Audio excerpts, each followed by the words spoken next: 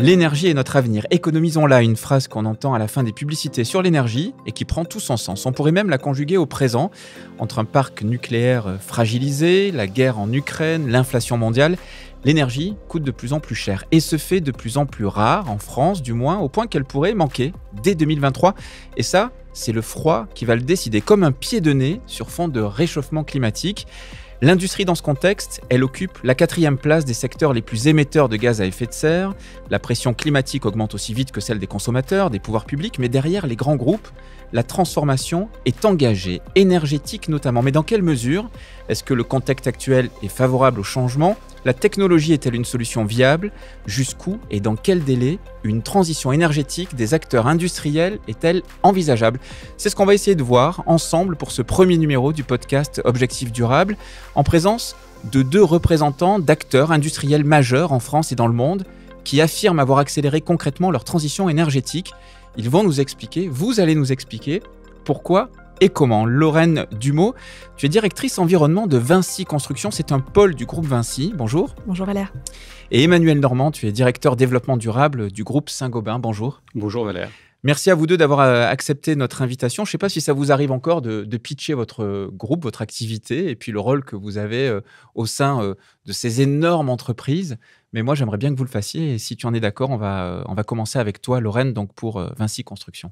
Donc Vinci Construction, c'est un pôle du groupe Vinci, un pôle qui représente 120 000 salariés aujourd'hui et dont le rôle est vraiment de construire des routes, des bâtiments, des ouvrages d'art et puis également des réseaux dans plus d'une centaine de pays. Et en tout, ça représente plus de 75 000 chantiers par an. Est-ce qu'on peut considérer que tu as un rôle clé aujourd'hui dans l'organisation ? Justement, ton rôle, il a évolué avec le temps et la montée en puissance du développement durable ? Oui, je pense que la direction environnement est passée vraiment d'une gestion de risque qu'elle occupait depuis 20 ans, 30 ans, à maintenant vraiment un positionnement extrêmement moteur et qui est en interaction avec l'intégralité de tous les autres domaines, ce qui est très enrichissant. Emmanuel Normand, donc je le disais, tu es directeur du développement durable du groupe Saint-Gobain, avec un poste à l'échelle mondiale. Tu peux nous décrire aussi à la fois Saint-Gobain et puis ton rôle au sein du groupe ? Oui, bien évidemment. Saint-Gobain, c'est un groupe qui fait aujourd'hui pratiquement 50 milliards d'euros de chiffre d'affaires, avec 180 000 employés, des sites de production dans 76 pays. Et c'est un groupe qui a une ambition qui est celle d'être le leader de la construction durable. Alors, je viens d'égrener les gros sujets du moment. C'est pas toujours réjouissant. On pourrait faire un journal des bonnes nouvelles, mais c'est pas l'objet de notre discussion, puisqu'on va parler de transition énergétique, Ukraine, inflation, capacité de production. On entend parler beaucoup là d'EDF qui est sous la pression, notamment du gouvernement, pour remettre en route des réacteurs. Et puis, bien sûr, le réchauffement climatique, l'urgence climatique et écologique, avec sur fond d'enjeux politiques. Est-ce que pour vous, toutes ces contraintes, ce sont plutôt un accélérateur de particules, c'est-à-dire finalement de la contrainte pourrait naître le génie, ou en tout cas l'accélération de la transformation, ou est-ce que, parce qu'on peut voir dans certains cas, est-ce que c'est un débrayage, un risque de retour en arrière ? Emmanuel Normand, donc pour Saint-Gobain. C'est très très clairement un accélérateur. Saint-Gobain est intensif en énergie. Et donc, tout ce que l'on est capable de faire pour à la fois économiser notre énergie et réduire notre dépendance aux énergies fossiles, c'est bien évidemment un vecteur de compétitivité avant même d'être un vecteur de décarbonation. Le contexte actuel en matière énergétique doit viser à maximiser les économies d'énergie à tous les niveaux et l'identification de solutions pour être beaucoup moins dépendant des énergies fossiles. Lorraine Dumeau. Accélération totale. Ouais. Je pense que nous, on a pris conscience en tant qu'acteur industriel. Je le dis, on est constructeur, mais on a également une partie de l'amont de nos constructions, c'est-à-dire qu'on va être producteur de granulats et d'enrobés dans les usines que l'on opère. Et en fait, nous, ce tournant-là, on l'a vu très, très clairement déjà il y a 20 ans. Économisons l'énergie, je pense que ça a été un de nos leitmotifs dans le cadre de la mise en place de notre politique environnementale. On parlait déjà de sobriété il y a 20 ans, lorsqu'on a déjà mis en place au sein de nos usines toutes les actions d'efficacité énergétique que voilà, on est en train de vraiment déployer. Donc, je pense que c'est vraiment quelque chose qui va continuer à accélérer et à vraiment enfoncer un petit peu tout le travail qu'on a pu mettre en place depuis 20 ans. Et c'est une très bonne chose. Et je crois très fortement au cycle des crises qui sont derrière moteur d'innovation. Et on espère que de celle-ci naîtra encore plus d'efficacité énergétique. Vous avez le sentiment que vos clients, vos partenaires, l'écosystème d'acteurs avec lesquels vous travaillez sont dans cette même dynamique où justement il faut jouer des coudes avec certains, ça résiste encore, ou c'est peut-être pas évident non plus? Nous, avec nos partenaires et nos clients qui sont particulièrement, qui sont des collectivités territoriales avec un temps de décision qui est plus long, on se rend compte qu'en effet, ce temps-là, vis-à-vis d'une crise qui est quand même assez récente, il va prendre un petit peu de temps pour pouvoir se mettre en place. Néanmoins, comme je le disais, ça fait longtemps qu'on entend parler évidemment de ces questions de sobriété, et dans toutes les manières que l'on a pu mettre en place de l'éco-conception, dès que l'on peut être en conception en amont de nos projets, eh bien, on a pu, de fait, mettre en place des solutions liées à l'efficacité énergétique. Et c'est ça qui nous a porté ces dernières années. Emmanuel, pour Saint-Gobain, Emmanuel Normand, même constat, les partenaires, l'écosystème d'acteurs qui travaillent avec vous? Ça dépend qui dans l'écosystème. Si okay. on regarde nos clients diffus, on est aussi sur le temps long. C'est-à-dire le marché de la construction est un marché qui est assez conservateur, pour lequel les modes constructifs changent au bout d'un certain temps. Les questions de rénovation énergétique des bâtiments, ce sont des décisions qui sont extrêmement multiples. Donc ça fait accélérer, on va dire, un cadre dans lequel nos clients s'inscrivent, mais le changement prend un peu de temps. Mais lorsque l'on regarde nos fournisseurs, lorsque l'on regarde les grands clients, lorsque l'on regarde les entreprises comme nous qui sont fournisseurs de solutions pour la construction, là, on partage absolument le même constat. Alors, on entend parler parfois de ne vous inquiétez pas, que ce soit d'ailleurs d'urgence climatique ou d'urgence écologique en général, mais la technologie va nous sauver, tout va bien, ils vont trouver une solution. Bon, manifestement, ça ne va pas être la solution à tout, mais dans l'industrie, on peut se poser la question de la place de l'innovation technologique pour justement accompagner cette transformation, notamment énergétique. Je suis tombé sur cette étude conduite par Capgemini Invent et Breakthrough Energy. Certaines nouvelles technologies ont un fort potentiel de décarbonation à 2030, mais contribuent également directement à l'accroissement de la sécurité énergétique de la France. Le déploiement à grande échelle de ces technologies permettrait d'éviter chaque année 15% des émissions de CO2 et 16% de gaz consommés en 2030. Alors, est-ce que selon vous, ces transformations technologiques auxquelles vous assistez pourraient être un tremplin, allez, soyons ambitieux, vers la neutralité carbone? Emmanuel Normand pour Saint-Gobain. Alors, je vais peut-être vous décevoir, mais les solutions techniques, elles existent déjà. Le bâtiment, c'est 40% des émissions de gaz à effet de serre. Avec les solutions d'aujourd'hui, à la fois pour améliorer l'efficacité énergétique du bâtiment ou pour substituer tout ce qui est matériaux lourds, très intenses en carbone, parce que l'on appelle des solutions de construction légère, on est capable d'ores et déjà de réduire des 2/3 les émissions de gaz à effet de serre du monde du bâtiment.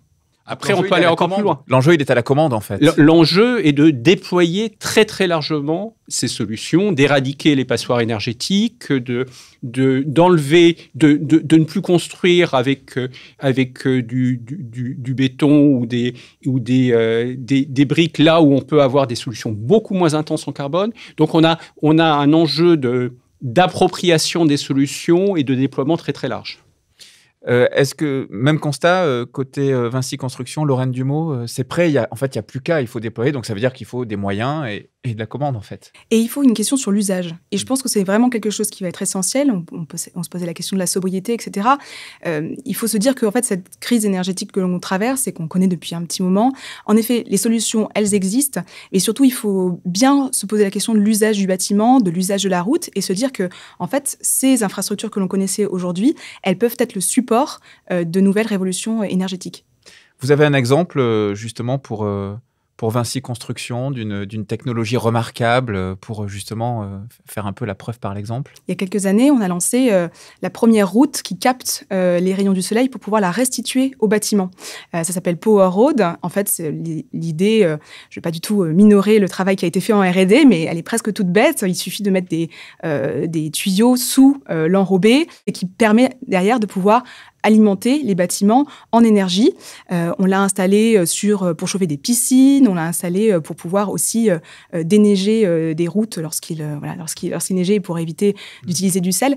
Donc voilà, tous ces éléments-là, elles existent. Et en fait, servons-nous aujourd'hui de ce qui existe également, des façades des bâtiments, de la route, pour pouvoir nous alimenter en énergie, parce qu'aujourd'hui, voilà, ça n'était pas utilisé. Mais ça peut être mis à l'échelle, ça peut se déployer. On pourrait imaginer des routes qui chauffent des bâtiments vraiment dans plein d'endroits en France. Oui, tout à fait. Puisque le déploiement industriel, quelque part, nous permettra de pouvoir justement le mettre en place à l'échelle. J'ai un deuxième exemple, c'est notre solution Reaskin, qui nous a permis, grâce à des structures préfabriquées, de pouvoir accélérer la rénovation énergétique des bâtiments. Et ces tests qui ont été mis en place il y a 2-3 ans nous permettent aujourd'hui de pouvoir accélérer réellement la rénovation énergétique. Emmanuel Normand, toi aussi, tu as en tête un exemple comme ça remarquable de technologie qui nous fasse un peu rêver. Alors j'en ai plein. Je pourrais reciter les solutions d'isolation ou les solutions pour remplacer les matériaux lourds par des matériaux légers. Mais même pour les matériaux lourds, les solutions, on développe des solutions de chimie de la construction qui permettent de réduire très très fortement le contenu carbone des ciments et des bétons, parce que ça permet typiquement en utilisant d'autres matériaux que les matériaux de base de ciment, avoir, grâce à cette chimie de la construction, des propriétés des bétons qui soient équivalentes à celles qui auraient une intensité carbone élevée. Et jusqu'à avoir des ciments aujourd'hui qui sont des ciments zéro carbone. Ce qui me fait penser à une chose, c'est que donc, vous êtes capable de créer des solutions qu'on peut mettre à l'échelle. Donc, voilà, vous venez d'en parler. Mais vous, comment vous faites à votre échelle pour être plus sobre d'un point de vue énergétique, justement, dans vos opérations, dans vos propres opérations, Emmanuel? Alors, donc, on opère des fours pour fabriquer du verre. On a besoin d'énergie et un four verrier, c'est un four qui fonctionne à 1300 degrés. Donc, comment on fait? D'abord, on améliore l'efficacité énergétique des fours. C'est-à-dire, on va aller isoler là où on peut isoler. On va aller récupérer les fumées chaudes pour préchauffer des matières premières, pour faire de l'électricité, pour faire de la vapeur. On va aussi chercher, dans la mesure du possible, à remplacer du sable par du verre recyclé. Et à chaque fois qu'on remplace une tonne de sable par une tonne de verre recyclé, on réduit de 350 kg nos émissions de CO2, tout simplement parce que la température de fusion est plus faible. Donc, on consomme aussi moins d'énergie. Et derrière ça, on va aller chercher des énergies qui soient moins carbonées. Aujourd'hui, on fonctionne avec du gaz naturel. On va essayer d'électrifier au maximum nos fours et aller rechercher en complément du biogaz ou peut-être demain de l'hydrogène vert. Et tout ça pour faire un verre très bas carbone. On a déjà été en mesure de le faire. Au mois de mai dernier, sur notre site d'Aniche en France, on a fait une semaine de production, une production qui était zéro carbone d'un verre, où on a fonctionné à 100% de verre recyclé, 100% de biogaz et 100% d'électricité renouvelable. Vous êtes hyper dépendant aussi du mix énergétique finalement que vous utilisez. C'est-à-dire, vous n'avez pas toutes les cartes en main, non Alors, d'abord, le switch vers plus d'électricité, c'est d'abord une question technique. Est-ce que l'on va être capable de produire le verre à la même qualité avec une électricité, un taux d'électricité plus important. Et bien évidemment, si on veut électrifier tous les usages, et aujourd'hui il y a une volonté d'électrifier la mobilité, d'électrifier l'industrie, et pour produire de l'hydrogène vert, il faut partir de l'électricité. Là, bien évidemment, on est très très dépendant de la capacité de la France, de l'Europe, à déployer beaucoup plus largement des solutions d'électricité décarbonée. Lorraine Dumeau, du coup, cet enjeu de réduction, de consommation d'énergie, vous, dans vos opérations, comment, finalement, c'est quoi vos grands leviers pour être plus sobre à votre échelle? Donc, sur la partie énergétique, moi, je m'inscris tout à fait à ce qui a été dit. Alors, on chauffe un petit peu moins pour fabriquer des enrobés, mais on chauffe néanmoins. Et donc là, en fait, la clé, c'est la part d'humidité qu'on va retrouver dans nos matériaux. Il va falloir la limiter à son maximum et pour cela, couvrir nos stocks. Et quand on dit couvrir nos stocks, eh bien, dessus, sur une belle couverture de stock, on peut mettre aussi des panneaux solaires, ce qui nous évite de pouvoir aller les mettre après en pleine nature et de la dégrader. Je pense que la question du mix énergétique, elle se pose bien évidemment à partir du moment où, encore une fois, on choisit bien l'usage. C'est-à-dire que pour certaines activités, il va être très utile de pouvoir évidemment bien chauffer, donc de fait utiliser du gaz. Pour d'autres, l'électrification de certains parcs alliants ou de certaines de nos activités, eh bien en effet, le photovoltaïque va être amplement suffisant, ou d'autres types de mix énergétique. Donc ça, c'est très important. Deuxième aspect essentiel, je pense, de ce shift un petit peu des industries, c'est le monitoring. Et nous, on a très, très fortement insisté ces dernières années pour pouvoir placer des outils de contrôle et de suivi très clairs et très précis de nos consommations. Cela permet à nos opérateurs de directement être à la manœuvre dès qu'ils se rendent compte de la consommation ou de la surconsommation de leurs engins ou de leurs usines, de pouvoir directement agir dessus. C'est le plus simple. Dès qu'on sait qu'on surconsomme, on va être en mesure de pouvoir baisser un petit peu l'intensité. D'ailleurs, c'est intéressant. Vous avez un pilier de méthodologie, justement, pour voir c'est quoi votre impact en 2020, en 2021, en 2022, comment vous projetez en 2023. Vous avez des méthodologies, je veux dire, spécifiques, natives, ou vous vous appuyez sur des experts pour ça. Comment vous faites pour calculer ça? On a créé des outils qui nous permettent de pouvoir établir, en fonction de nos consommations du kilowattheure, la tonne produite, par exemple, sur nos usines, est-ce qu'on va vers une baisse de notre consommation, de nos émissions de CO2. Et ce, avec notre objectif en tête des moins 40% de CO2 d'ici 2030. On a développé des outils en interne, on s'appuie aussi sur de l'expertise en externe. C'est important, ça, quand même, de vraiment pouvoir évaluer, quoi. Absolument. Oui. C'est-à-dire, on constate que lorsque l'on prend une usine, il y a des multiples équipements qui consomment de l'énergie. On regarde souvent le cœur de notre procédé, celui qui est le plus énergivore, mais en fait, il y en a plein d'autres. Et dans beaucoup d'usines aujourd'hui, on ne mesure pas la consommation d'énergie de tous les équipements. Donc, on va aller mettre du monitoring, on va aller rechercher des solutions pour avoir des équipements plus efficaces, pour avoir des équipements qui ne sont utilisés que lorsque l'on en a besoin. Ça commence de la lumière dans les entrepôts ou dans les usines, jusqu'au moteur, jusqu'au compresseur. Et on est en train de déployer des solutions partout sur la planète pour comprendre comment encore mieux consommer notre énergie. Et si je te dis économie circulaire, ça résonne tout de suite. Quelle est la place justement de cette logique? Elle est absolument majeure. Saint-Gobain, ses principaux matériaux, c'est du verre, c'est de la plaque de plâtre. Ce sont des matériaux qui sont infiniment recyclables. Et je l'ai déjà indiqué, quand on remplace une tonne de sable pour produire du verre par une tonne de verre recyclé, on réduit de manière très très nette les émissions de carbone et les émissions d'énergie. Donc notre capacité, l'économie circulaire, c'est d'abord notre capacité à augmenter le contenu recyclé de nos produits et donc de aussi concevoir des produits qui soient plus aisément recyclables, et de travailler avec l'ensemble de l'écosystème pour faire que ces produits qui sont recyclables soient effectivement recyclés.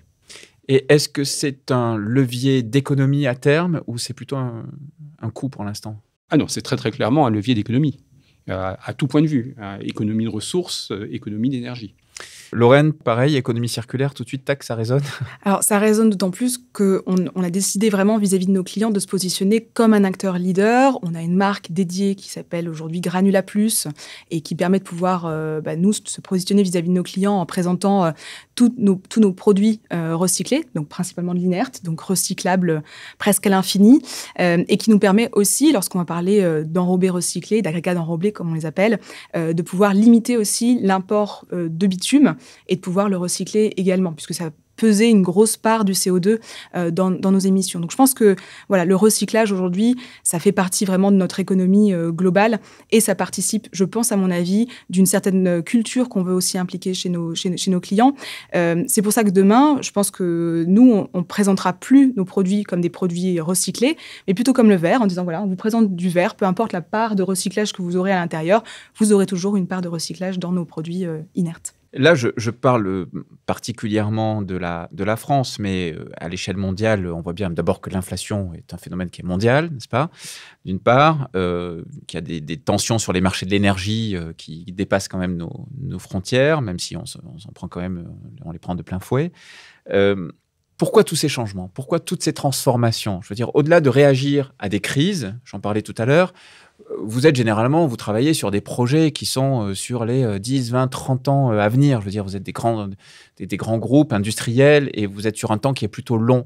C'est quoi la vision? Pourquoi cette transformation? Il est où le moteur, en fait? Je pense qu'on se rend compte quand même assez clairement, mais pas que l'industrie, la construction, vraiment de manière générale, que le monde tel qu'on l'a connu, avec des ressources illimitées, il n'existera plus. Et que le monde aussi de l'énergie peu chère, c'est fini, on ne le connaîtra plus. Donc en fait, ces transformations-là, c'est le sens de l'histoire. Si notre industrie ne se transforme pas fondamentalement, en proposant des matériaux qui soient recyclés, qui soient bas carbone, voire zéro carbone, des procédés qui soient éco-conçus, eh bien, on n'arrivera tout bonnement pas à continuer à travailler tel qu'on l'a pu le connaître. Donc, je pense que c'est vraiment, pour nous, la condition en fait de l'avenir de la construction, c'est vraiment celle d'innover et d'aller beaucoup plus loin aussi dans l'attractivité de nos métiers. Ça permet également de pouvoir se dire, il y a tout à inventer, beaucoup de choses sont sur la table, pas uniquement de la technologie d'ailleurs hyper poussée. On peut travailler sur de nouvelles offres de renaturation en ville qui sont pas vraiment rocket science, mais qui peuvent vraiment nous permettre de transformer fondamentalement nos manières de faire. Et je pense que c'est ça qui est très important pour l'avenir. Emmanuel Normand, pareil, il n'y a pas le choix en fait, il faut se transformer puisque de toute façon là on arrive dans une impasse. Mais je crois qu'il n'y a pas le choix pour les économies. Quand 40% des émissions de gaz à effet de serre sont liées au bâtiment, 40% de la consommation de ressources sont liées au bâtiment et que l'on va construire autant dans les 30 prochaines années que ce que l'on a construit jusqu'à présent, il n'y a pas le choix. C'est-à-dire, si on veut décarboner nos économies, si on veut avoir une consommation durable des ressources, il faut absolument, complètement transformer nos bâtiments, transformer nos villes. Et pour un acteur comme Saint-Gobain, c'est à la fois des opportunités qui sont magnifiques, mais c'est aussi une condition d'existence. C'est-à-dire sa capacité à se mobiliser en interne et à mobiliser l'écosystème autour de lui pour faire cette transformation est absolument vitale pour un groupe comme Saint-Gobain.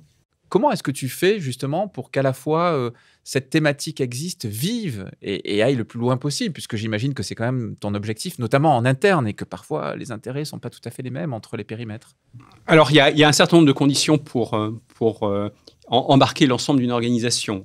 Il faut bien évidemment un engagement fort de la direction générale, avec ce qu'on appelle en anglais des North Stars, des objectifs de long terme, comme la neutralité carbone, sur laquelle Saint-Gobain s'est engagé pour 2050, qui parle à tout le monde. Il faut former, et beaucoup former. Les sujets sont des sujets compliqués. Et moi, en général, je ne vois pas des gens qui soient réticents, mais je vois des gens qui me demandent comment faire. Et donc, d'arriver à comprendre pourquoi tout le monde est légitime à agir. Puis après, il faut développer des outils de mesure, des outils de mise en œuvre, faire que ces outils soient simples d'utilisation, soient compris par tout le monde et soient utilisés. Nous, on a, après avoir déployé, défini une feuille de route pour Saint-Gobain vers la neutralité carbone. Donc ça, c'est la direction générale qui a dit « OK, voilà, on y va ». Et après, on a demandé à toutes nos business units de prendre leur crayon et de travailler sur leur propre feuille de route. La première fois, c'était imparfait. La deuxième fois, c'était bien mieux. Presque parfait. Lorraine Dumaux, même constat, même méthode ou un peu différent? À peu près la même méthode. Ouais. Je pense qu'il n'y a pas vraiment de secret. Et j'insisterai aussi sur le fait qu'une fois qu'on a demandé à tout le monde d'établir sa feuille de route, de bien tout suivre, piloter, monitorer, il faut réellement adapter ce suivi dans le long terme. C'est-à-dire que ça demande un temps et des ressources assez faramineuses, en fait, de suivre tous ces indicateurs, parce que derrière, en fait, c'est des centaines de milliers de données qu'il faut traiter. Donc, il faut que pour le patron d'une business unit, ce soit extrêmement clair, qu'il ait son dashboard, ses indicateurs essentiels, et qu'au fur et à mesure de l'année, ils soient en capacité de pouvoir le suivre assez régulièrement. Et ça, c'est vraiment l'enjeu pour nous. Et c'est aussi de faire que ces indicateurs deviennent pour eux la valeur de leur entreprise, la manière dont ils arrivent aussi à se comparer, notamment avec leurs concurrents. Et je pense que ça, pour le coup, c'est un vrai défi. C'est de pouvoir comparer entre concurrents les mêmes indicateurs et la même chose dont on parle. Et je pense qu'aujourd'hui, on est un peu au début de cette histoire-là, pouvoir parler de facteurs d'acteurs d'émissions communs, de méthodes communes. Donc, à l'horizon 2050, qui est vu comme un point de bascule, j'ai l'impression qu'il va arriver un petit peu plus tôt que prévu, ce point de bascule, mais bon, voilà, grosso modo, 2050 est quand même une date qui est retenue. Ça pourrait être quoi les grands contours d'un groupe comme Saint-Gobain? C'est un groupe qui est décarboné. On s'est engagé sur la neutralité carbone à l'horizon 2050. Et on a une feuille de route qui doit nous amener à cette neutralité carbone. Lorraine, pour Vinci Construction, dans une trentaine d'années Je pense qu'avec Saint-Gobain, qui est notre partenaire, on travaillera bien évidemment à la décarbonation et j'ajouterai également la circularité, qui sont tout à fait liées. J'ajouterai juste un dernier aspect, et je pense que c'est ce qui nous a marqué aussi cet été, c'est que ces transformations, elles sont très, très, très rapides et elles affectent directement nos méthodes de construction. Et j'ai en tête le sujet de l'eau, qui sera, je pense, dans les prochaines années, quelque chose de fondamental. Si je comprends bien, en tout cas, vous n'avez pas le choix, quoi. Là, en même temps, la transformation, elle s'impose aussi, et donc il faut aller vite pour être près dans les temps et qu'on n'aille pas trop loin dans le risque écologique, en définitive. Oui, non, mais absolument. Oui. Eh bien, merci beaucoup à vous deux. Un grand merci. À très bientôt pour un nouveau numéro d'Objectifs Durables, le podcast produit par Capgemini qui part à la rencontre de celles et ceux qui agissent en faveur d'un avenir plus durable.